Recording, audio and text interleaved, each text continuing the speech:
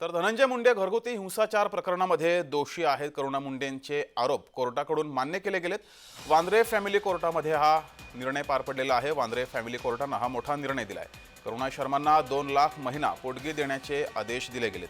तर कोर्टानं अंशतः धनंजय मुंडे यांच्यावर करुणा मुंडे यांनी केलेले आरोप हे मान्य केलेले आहेत आणि पोटगी देण्यासंदर्भात वांद्रे फॅमिली कोर्टानं हा मोठा निर्णय दिलाय.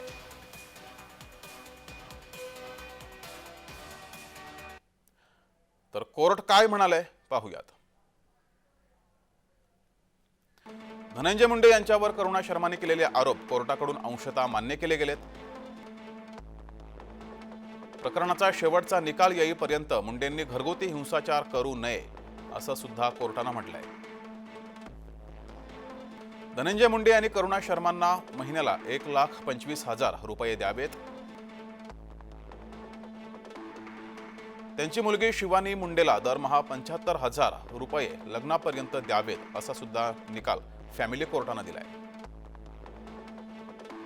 हे पैसे खटला सुरू झाल्यापासून आतापर्यंतच्या हिशोबानं द्यावेत असं सुद्धा वांद्रे फॅमिली कोर्टानं म्हटलंय.